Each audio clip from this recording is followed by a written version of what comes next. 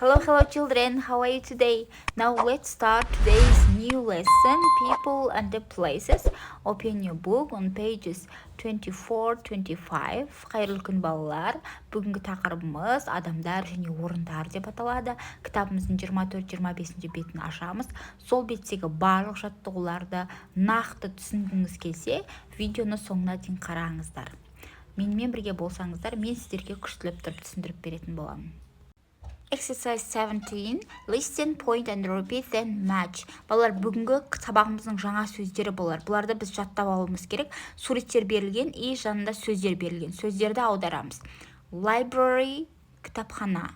Theater, театр. Swimming pool, бассейн. Fun fair, ойын-сауық кешені. Shopping center, сауда орталығы. Cafe, кафе. Museum, мұражай. Осы жаңа сөздерді қайта-қайта қайталап, тілімізді жаттықтырамыз. Exercise 18. Where are they? Read and write.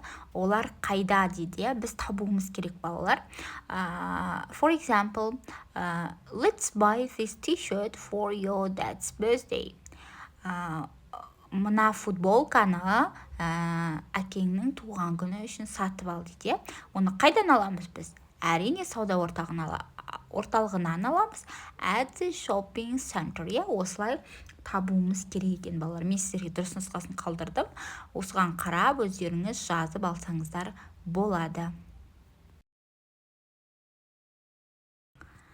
Study sports. I want to go to the market to buy some fresh fruit. Мен базарға барғым келіп тұр. Біраз балғын жемістерді сатып алу үшін. I like eating fruits. Мен жеміс жегенді ұнатамын. I enjoy eating fruits. Мен жеміс жегенде рахаттанамын. Енді осы study спортқа байланысты жаттығулар орындаймыз. Exercise 19. Read and choose. Дұрыс нұсқасын таңдауымыз керек балалар. Now, enjoy, like, hate дегеннен кейін міндетті түрде бізге етістікке ing жалғанады балалар. Al want, hope деген сөздер болса, hate деген сөздер болса, ол кезде to деп келесі етістікті жазамыз. Осы ережеге мән беріп, есімізде сақтап аламыз балалар. Exercise 20. Complete the sentence in a way that is true about yourself. Яғни бізде сөйлемдер басталып тұр. Сол сөйлемдерді толықтырып аяқтауымыз керек, және өзіміз туралы жазуымыз керек. I want to. Мен мысалы қалаймын.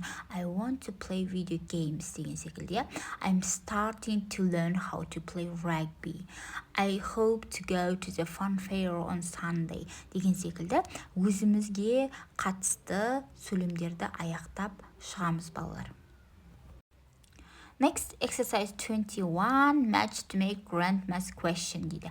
Яғни, мына жерде сөздер берілген, соны сәйкестендіру жұмысын орындаймыз.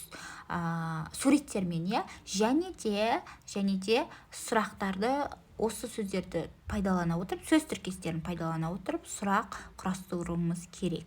Мысалға, мына мен өз нұсқамды қалдырдым. Can you go to the supermarket to get some milk? Can you go to the library to take back some books? Can you go to the theater to buy 3 tickets деген секілді балалар. Осылай сіздер жасасаңыздар болады. Now our lesson is over. Goodbye, see you next lesson. Балалар, осымен біздің сабағымыз аяқталды.